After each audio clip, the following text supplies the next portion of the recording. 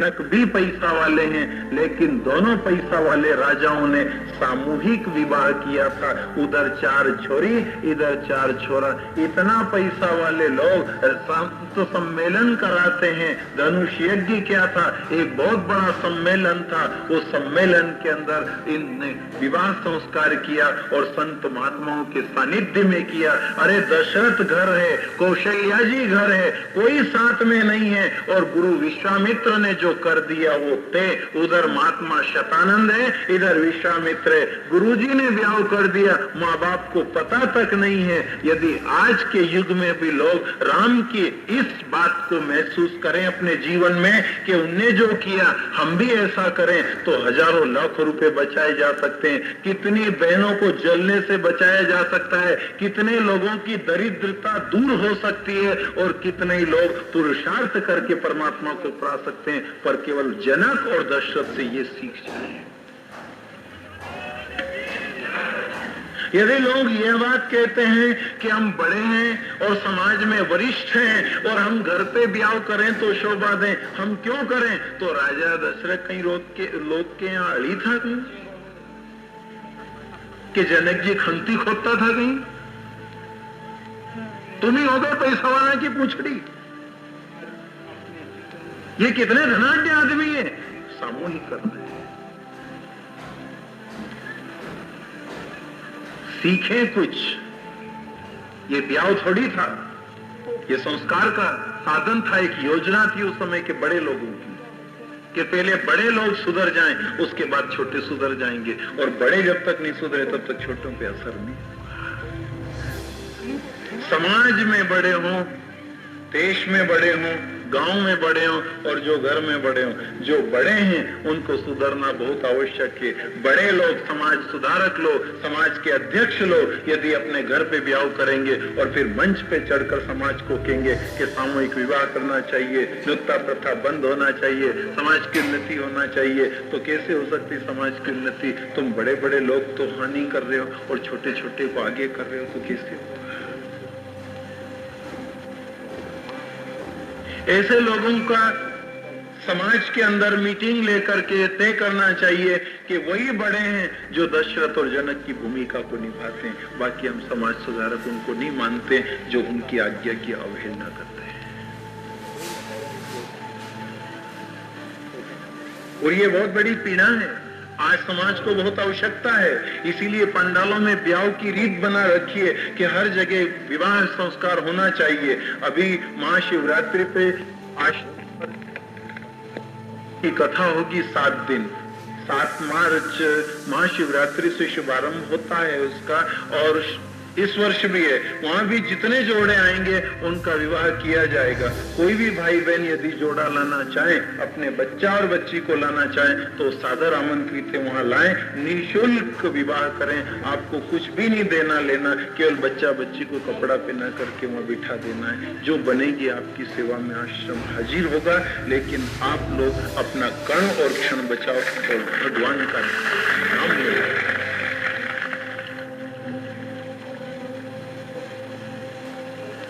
सत्संग में ये खिलाने पिलाने में, इन दूरतों को खिलाने में और पाप लगेगा। जो आप पार्टियां दे रहे हो, आप जो खिला रहे हो और जो समाज को खुश कर रहे हो, ये समाज खुश होके क्या आपको मोक्ष दे देगा?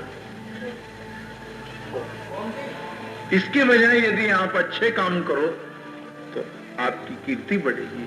दुनिया में बहुत काम धर्म के अधूरे पड़े, उनको पूरा करो। व्यर्थ खर्च के लिए अपन सब कहते हैं, ये प्रतिज्ञा भी करो। इसीलिए हम आज कहें ऐसा कुछ नहीं, अपने जीवन की हम पीड़ा यदि आपको बताएं तो शायद इस मंच से बताने में वो शोभा नहीं देगी। आपको जब भी कोई हमारी व्यक्तिगत पीड़ा पूछना है, बात पूछना, तो हम जहाँ निवास करते हैं वहाँ कथा के बाद आकर के पूछ लिया करें। बाकी कुछ ऐसी भी बातें होती है जिसको कहते भी छाती फटती है, पर हाँ अपने जीवन में एक भाव बना रखा है कि जब तक इस मंच पर परमात्मा यह सेवा देगा और बुलाएगा तो उसी के साथ उससे प्रार्थना है कि तू कदम को भी चलाना, जहां वाणी चले वहां कदम। यदि प्रतिज्ञा कर ले हम सब मिल करके कि जहां ब्याह करे घर पे, उनके यहाँ ब्याह में मत जाओ, उनकी रसोई बिगाड़ दो, वो रसोई पड़ी रहने दो, वो खुशामद करे तो मत खाओ, आप उनके निमंत्रण मत दो, आप उनके निमंत्रण को स्वीकार मत करो। अपने आप ब्याह बंद हो जाएंगे और लोग एक साथ समाज का विवाह करने लगेंगे और लाखों करोड़ों रुपए बचा लेंगे। आप सब जो सरकार गरीबी भगा दे, आप सोचो कि कोई साहूकार हमारी गरीबी भगा दे, आप सोचो मंदिर का राम हमारी गरीबी भगा दे, तो ये हमारा कर्म ही हमारी गरीबी भगाएगा। कोई भगवान भी तुम्हारे लिए फुर्सत में नहीं है, तो सरकार भी फुर्सत में नहीं कि तुम्हारी गरीबी दूर कर दे। एक से नहीं, आप जितने उदाहरण चाहो उतने दे सकते हैं। इसलिए हमने अपने जीवन में जो तय कर रखा है वो अपने अंदर रखा है। आपसे वो कहना चाहेंगे कि आप भी इसी प्रकार के तटस्थ रहो और ये तय करो कि हम व्यर्थ खर्च नहीं होने देंगे। नहीं तो फिर कथा सुनने का क्या लाभ? शिव जी इतने बड़े आदमी थे, शिव जी के ब्याह में 4 आने का खर्चा नहीं हुआ, उनको लाड़ा बनाया नहीं नहीं कि आप दूल्हा बन रहे हो, नहीं हो तो थोड़ा एक आध सोना की चेन तो पहन लो, जूता तो पहन लो।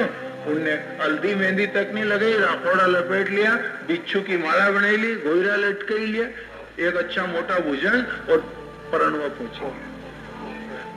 आप तो महादेव हो, आपके तो हाथ में दुनिया की सत्ता है, आप चाहे जो कर सकते हैं। उन्हें कि मैं सबसे बड़ा हूं, इसीलिए राफोड़ा चौपड़ के ब्याह कर रहा हूं। यदि मैं खर्चा करूंगा तो समाज पे क्या असर पड़ेगा? ऐसे समाज सुधारक और समाज के अध्यक्ष की आज जरूरत है। बड़ा बड़ा साफा बांध के बड़ी बड़ी बात करके मंच पे जाके फोटो खींचाने वाले समाज सुधारक तो दुनिया में बहुत है, पर हमको शिव, राम और कृष्ण जैसे चाहिए। कि कृष्ण से पूछो कि क्या आपको उधर से कोई रकम कपड़ा आया, सूट बूट आया, बाटा का जूता आया कहीं तुम्हारा सासरा से? तो भगवान कृष्ण भी क्या दादा हूं तो गयो नहीं, तुम्हारा सारा सालिया ले लेने उबा तमा, और पान तक नहीं खिलाया, नाश्ता तक नहीं करी, मंदिर में गया और चुपचाप रुक्मणी को लेकर के आ गया। मेरे ब्याह में भी कोई खर्चा नहीं है। राम से पूछा आपके यहाँ कोई खर्चा नहीं, हम तो गुरुजी के साथ में यज्ञ में गए थे और गुरुजी वहां यज्ञ में ले गए, वहां से धनुष यज्ञ में पहुंच गए और वहां पर उन्होंने जो कुछ कर दिया उसकी कर दिया। इनमें कहां है खर्चे? ये कहां से सीख गए नई नई रीत? ये भी चाहिएगा, ये भी चाहिएगा, ये भी चाहिएगा, ये भी चाहिएगा। इनको कार्यावरों को करने में कमाना खूब पड़ेगा। खूब कमाओगे, जब पूर्ति होगी, पूर्ति नहीं होगी तो पाप करोगे, पाप भी होगा, जीवन भी जाएगा, धन भी जाएगा और बचेगा कुछ नहीं। राम से प्रेरणा ले वनवास गए, राजपाट को त्याग करके सोचा कि गरीबों का ध्यान रखना है, झुग्गी झोपड़ी वालों का ध्यान रखना है। जंगल में ऐसे अज्ञानी लोग हैं, क्या करेंगे उनका विचारों का? उन राजा बन के सेवा नहीं दे पाऊंगा तो बाबा बन के तू 14 साल के लिए रवाना।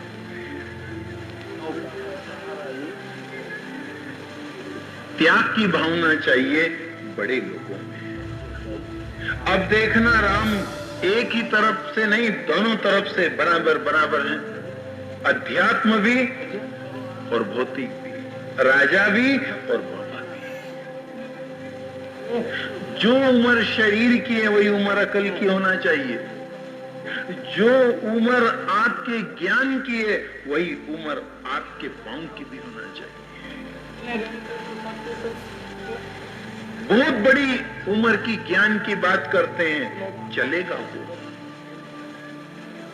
चलना भी तो पड़ेगा ना, और चलना पड़ेगा लोगों को। संसार का सुख देख करके, विषय वासना को देख करके कभी सोच लो कि कौन परेशानी में पड़े, कौन धर्म के कार्य में उलझे, कौन भक्ति के मार्ग पे चले। तो ये है तो मार्ग कठिन, परंतु इस मार्ग से ही परमात्मा के धाम में पहुंचा जा सकता है। यदि मार्ग की सुलभता देखने जाओगे और आराम भोगने जाओगे तो अपना अगला जन्म खराब कर लोगे।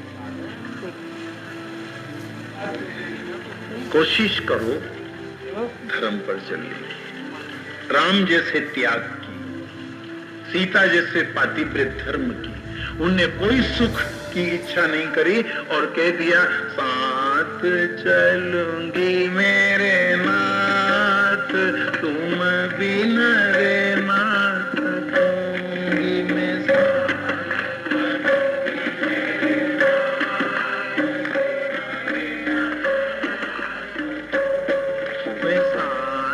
चलूंगी मेरे नाथ, तुम बिन रे ना सकूंगी।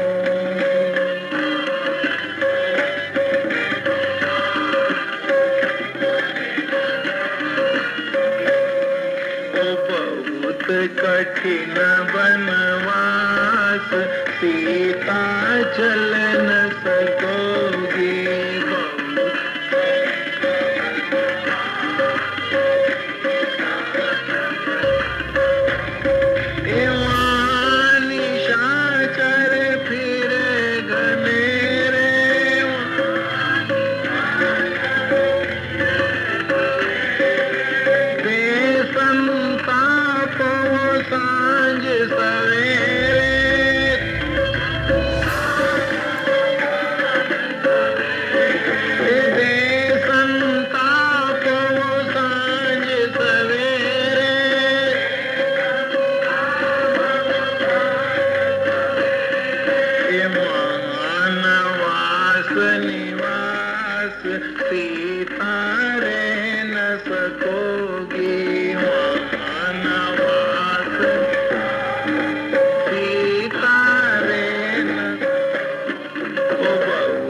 कठिन बनवास, सीता चल न सकोगी।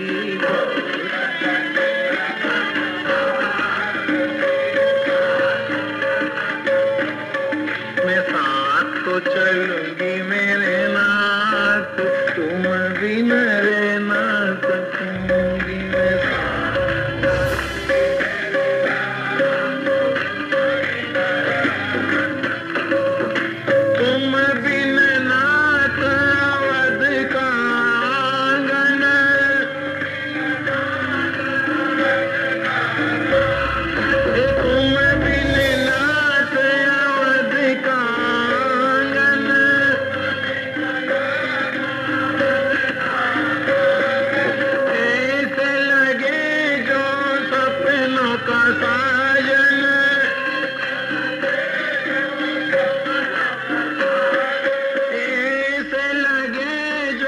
सपनों का साजन,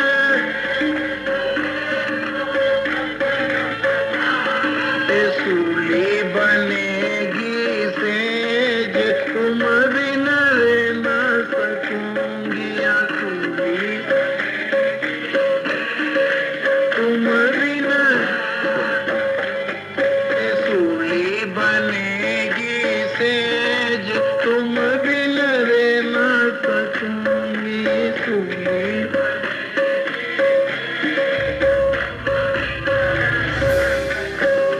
मैं साथ तो चलूंगी मेरे नाथ, तुम बिन रे ना सकूंगी।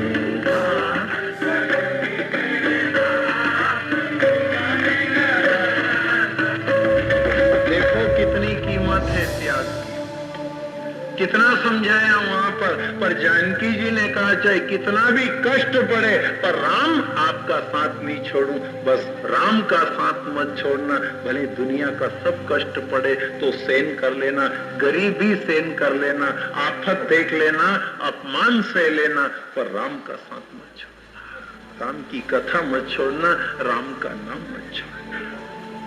यहाँ छोड़ाने के वनवास सबको मिलेंगे, छोड़ाया जाएगा, समस्या आएगी और आपकी किसी दिन कथा छूटेगी, कोई दिन ऐसी अड़चन आएगी कि आप रोज पूजा करते हो, पूजा छूटेगी, आपके मन में पीड़ा तो होगी, भगवान छूटेगी, वो मेरी पूजा मत छोड़ा, मेरा दर्शन का नेम है तू मत छोड़ा, मेरी पूजा यदि नहीं छोड़ाई तो बड़ी कृपा होगी, आप प्रार्थना करो, वो कुछ भी साधन करेगा, आपको तो सही उससे कि मेरी पूजा मत छोड़ा,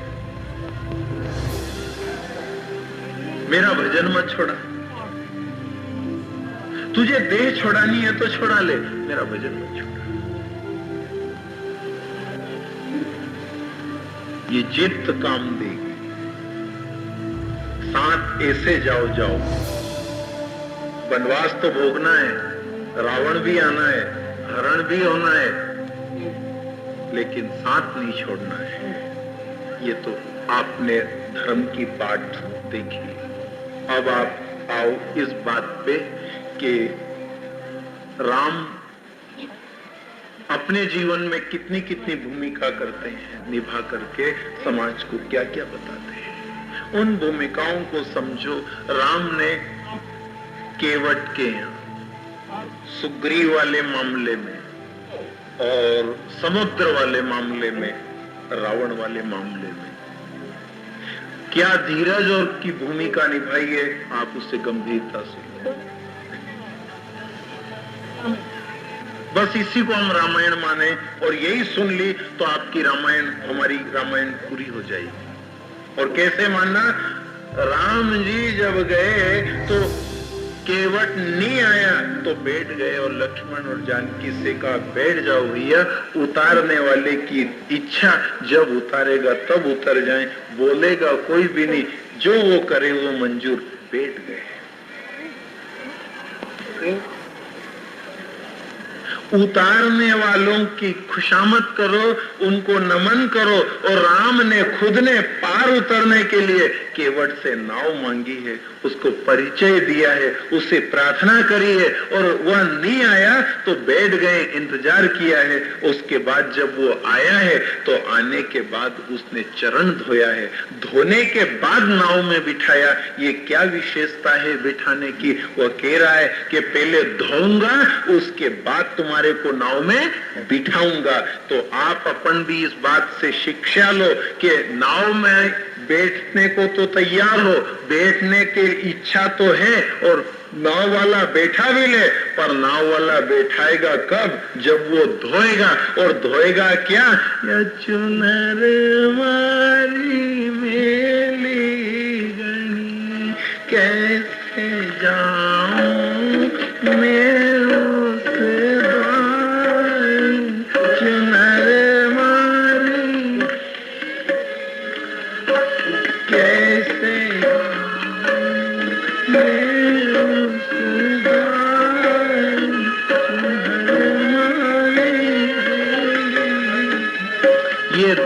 के बाद नाव में बैठोगे। तो राम कहते हैं कि मुझे खुद को धोवाना पड़ा तब नाव मिली मेरे को और पार हुआ। यदि तुम पाप नहीं धोवाओगे तो पार नहीं होगे।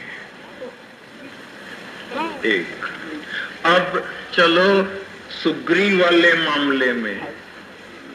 राम मनुष्य की भूमिका भी और ब्रह्म होने की भूमिका भी निभाते हैं। मित्रता करी, साथ दिया, जिताया और कहा तेरा घर बार स्त्री पुत्र संभाल, पर एक काम कर, चौमासा निकल जाए उसके बाद तो आ जाना, ताकि हमारी जानकी का पता लग जाए और हम मिल जाएं। हमारी इच्छा पूरी बाद में कर देना, पहले हम तेरी इच्छा पूरी कर देते हैं। मैं तेरी नारी से पहले मिला दूं, पर तू मेरा काम बाद में कर देना। सुग्रीव भूलना मत, याद रखना। सुग्रीव को 4 महीने हो गए, वो रामचंद्र जी तरफ पूछने भी नहीं आया कि रामचंद्र जी आपका ने दूध है कि नहीं, कि आपने आज कहीं खायो पियो कि नहीं, कि आपकी कुटिया में पानी तो नहीं चुआ है। यही जीव की अज्ञानता है। राम ने हमको सब चीज पहले अर्पण कर दी कि स्त्री पुत्र घर बार जो चाहिए सब मेरे से ले लो। अब राम ने सब दे दिया अपने को, और अपन कह रहे हैं कि अब हमारे से नहीं निकला है, हमारे अड़चन फंसेगी, हमसे नहीं जवाए। तो राम के भैया तुम्हारा काम मैंने पहले कर दिया, बाद में तुम मेरा काम भी तो करो। बुढ़ापे में तो भजन करो ना, नहीं करे। निकल गया नहीं चौमासा, कौन से 4 महीने? क्या आषाढ़ सावन भादवा नहीं है? बचपन गया जवानी आई,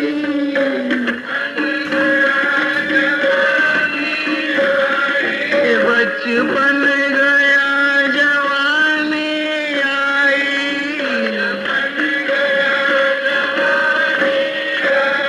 अब आया बुढ़ापा बदन में, मन तू मत पड़ रे उलझन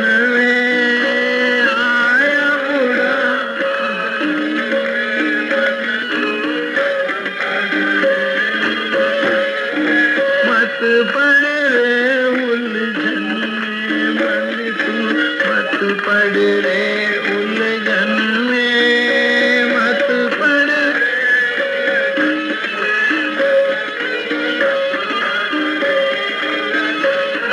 अब तो सुग्रीव आ जा, और सुग्रीव चौमासे में भी नहीं आया, चौथे महीने में भी नहीं आया, तो आप याद रखना चौथापन में जो नहीं आएगा तो वहां लक्ष्मण से कह दिया है श्री राम ने, लक्ष्मण जाके उस मूर्ख को समझा देना, जिस बाण से बाली को मारा उसी से सुग्रीव को मार देना। क्या समझ रखा उसने आखिर मेरे को? मैं बर्दाश्त करता हूँ चुपचाप बैठा, इसका मतलब परवाह नहीं करे और लोगों के आगे जीव ऐसी बात करे, नहीं करना भजन, मेरी मर्जी होगा जो करूंगा। क्यों साहब भजन क्यों नहीं करो? जब 9-10 मास तुझे समझायो,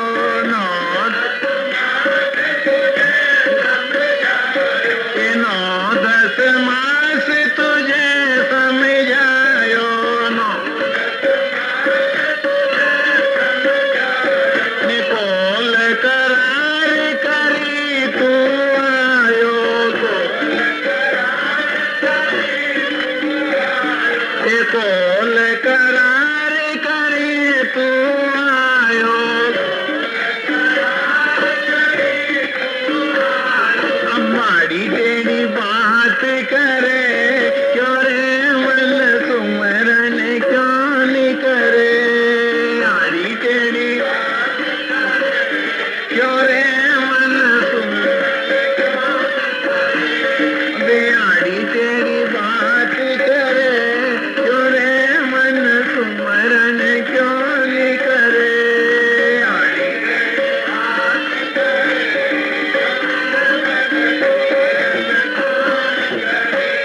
तू सुमिरन क्यों नहीं करे, क्यों रे मन सुमरन क्यों नहीं करे, सुमिरन क्यों रे मन। तो है कि नहीं अपन सुग्रीव फिर? उन्हें कहा तेरा काम पहले कर दूं मैं, पर बाद में मेरा काम करेगा, भजन करेगा, यहाँ भजन करूंगा। 7वें महीने में गर्भ में ये बात खुटा ली थी उन्हें, मनुष्य जिंदगी देनो अपनो काम, पत्नी दान, परिवार दान, धन दौलत दांगा, सब साधन दांगा, पर कंचन काया दे तो भैया उससे भजन भी करना पड़ेगा, खाली भोगेगा इससे काम के लिए थोड़ी दूंगा। नहीं बिल्कुल, अरे आपको काम जरूर करूंगा, ऐसी बात थोड़ी कि आपका खाते धोखो थोड़ी होगा, इतना न्याय करांगा कहीं हम। अब वहां से जन्म लेकर के आ गया भला आदमी, और अब परमात्मा पूछने लगे कि भाई सुग्रीव कहाँ है, क्यों रे जीव कहाँ है, वो आया नहीं मेरे पास, मेरे मंदिर में नहीं आया। अरे रामनवमी को तो आ जाता भला आदमी, दर्शन करने और प्रसाद लेने भी नहीं आया। और नेकी साहब उनसे तो नहीं बने भी के क्या कौन जाए रहे किचड़ में, वहां की जगह बर्मा उनका पानी भरिया जगह जागने, इंदारो भी ने लाइट भी चली गई ने, अब हूं तो कहीं नहीं जाऊं, तू तो प्रसाद ज्ञान लिया जे, उन्हें कि यहाँ भेजो उसको कि यहाँ तू, उन्हें की उन्नत कही मार से तो नहीं बने न, कहीं जाए वहां की जगह, कहीं वही मंदिर जावा से। फिर राम को भी चिड़े क्या वे आड़ी गेड़ी बात करे, क्यों रे मन तुमरने क्यों नहीं,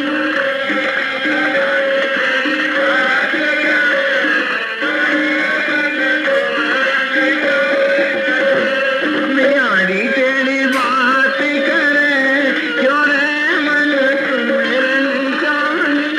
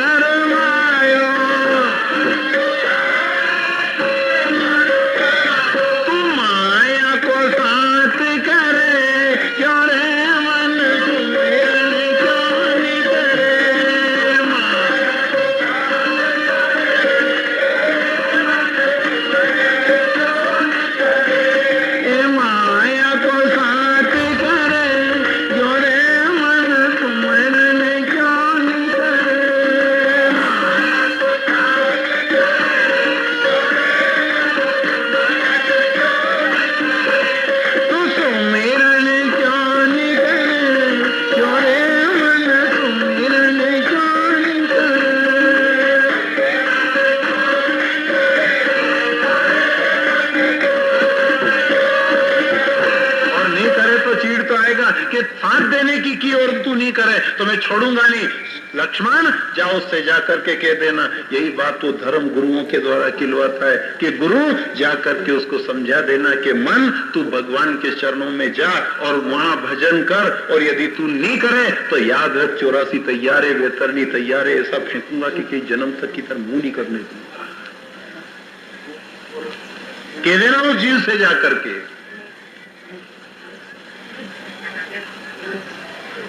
आदेश आ गया उसको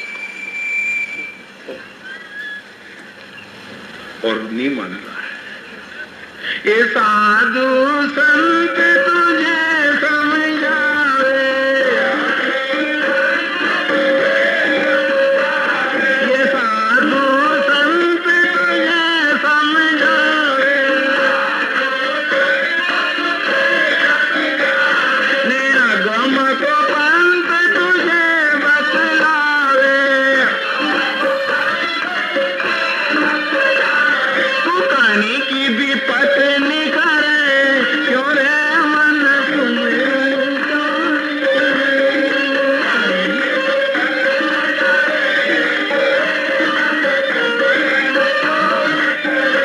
तो कहानी की भी पत्नी करे क्यों रे मन सुमरन क्यों नहीं करे।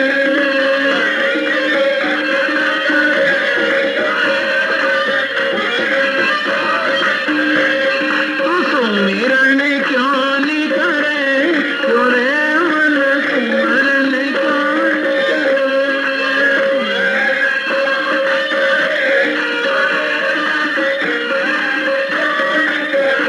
चल रहे तेरे को बुलाया और सब कह रहे हैं, पर ये मन पत नहीं कर रहा है, आड़ी टेढ़ी बात करे, नहीं देना चंदा, नहीं लेना धर्म के कार्य में भाग, हमारा जो होगा जो हो जाएगा। अरे जो होगा जो हो जाएगा ये बात मुंह से मत बोलना। कल आपने सुने लिए कंडा के ऊपर, कभी मत बोलना, आड़ी टेढ़ी बात उससे मत कर लेना, बहुत बड़ा आदमी है, मगर से बेर मत करना। खैर राजन, ये तो हुआ सुग्रीव को बुलाना, वह आ गया तो फिर मैत्री हो गई। ऐसे सुग्रीव से प्रेरणा लेना कि चौमासे तक, बुढ़ापे तक तो भगवान के श्री चरणों तक पहुंच ही जाना। उसके बाद देखो समुद्र किनारे विनयन मानस जल जल और गए 3 दिन बीत। 3 दिन बाद देखी, चौथे दिन देखी है तो निकाल लिया हमने बाण के, क्या समझ रखा तूने अपने आप को, लहर मार रहा मेरे ऊपर और मेरे को बड़ी बड़ी बात बताई कि मैं बहुत बड़ा आदमी हूं। समुद्र लोकतई जरऊ सतऊ सागर गिरी ने दाऊ तो बमे उल्टा दूं, रसद बिहारी प्राण तारी जनक दुलारी जानकी न पाऊं तो क्षत्रिय न कहूं, धनु बाण न उठाऊं, राम नाम पलटाऊं मैं। तू एक सागर की लहर के कि राम क्या समझू तेरे को, तेरे सही के 7 सागर और ये भाव सागर सुखा सकता हूं। क्या समझता तू मेरे को? मैं निवेदन कर रहा हूं तो पत्नी कर रहा है।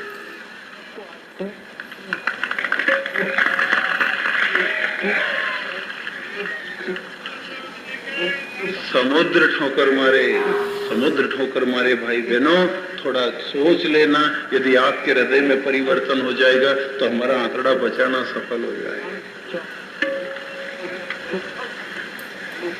परिवर्तन इतना भर आ जाना चाहिए कि देखो वो लहर मारे उधर राम के पास कि देखो मेरी लहर में कितना बड़ा समुद्र हूं, और वो निवेदन कर रहे मार्ग देने।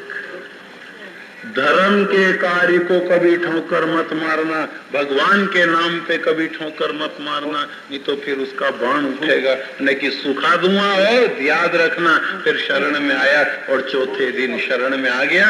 ये पार हो गए, लंका पर विजय हासिल की, रावण वध हुआ और विभीषण को सत्ता जुम्मे करके प्रभु अपने राजधानी लौटे। बहुत आनंद आया, अयोध्या वासियों ने जोरदार स्वागत किया और प्रथम तिलक वशिष्ठ मुनि किन्ना राजभार जुम्मे किया। राम राज्य की स्थापना हुई, जगत में जय जयकार की ध्वनि हुई, सर्वत्र आनंद मंगलाचार होने लगा। अब रामावतार के बाद हुआ था फिर परशुराम अवतार, और इन्हीं के पश्चात में देखा अपने पुरुरुआ बालक का जो जन्म इलावरत खंड के बगीचे से निकल के चंद्रमा के पुत्र बुद्ध के यहाँ हुआ था। उन्हीं पुरुरुआ के वंश में नहुष ययाति के वंश में महाराजा यदु और वृष्णि हुए थे। यदुवंश और वृष्णि वंश के नाम से ये वंश जाना जाता था और इन्हीं के बारे में अब राजा परीक्षित ने पूछा है, गुरुदेव कथितो वंश विस्तारो भवता सोम सूर्यो राज्ञां चौभयवंशां चरितम परमाद्भुतम। तब सुखदेव मुनि ने कहा, सम्यक व्यवसिता बुद्धि स्तव राजर्षि सत्तम। बहुत अच्छी बात पूछी। भगवान वासुदेव के गुणानुवाद, उनको बड़ा आनंद था। कृष्ण के गुण गाने में, कृष्ण का नाम लेने में तो आनंदित हो जाते थे, पर राधा का नाम लेने से तुमको समाधि लग जाती थी। आज वो भगवान वासुदेव के गुण पूछे कि किस वंश में जन्मे थे और क्या लीला करी, गद गद आ गई। गुरुदेव ने बड़ी श्रद्धा से सुनाया कि इधर यदुवंशी वृष्टिवंशियों की राजधानी थी मथुरापुरी और वहां के राजा थे महाराजा अग्रसेन। उनके देवक नाम के एक छोटे भाई हैं, देवकी नाम की कन्या है और इधर इनका कंस नाम का एक बेटा है। जब देवकी विवाह की योग्य हुई, इनने कंस से कहा, बेटा तुम सर्वत्र घूमते फिरते हो, तुम्हारी बहन विवाह की योग्य हो गई है, तुम्हारे काका की पुत्री है, तुम्हारे सिर पे भार है, तुम संबंध करो। तो शूरसेन पुत्र वसुदेव जी से संबंध किया, बारात बुलवाई, बड़ी धूमधाम से ब्याह रचा। विदा करने को नगर से बाहर आया,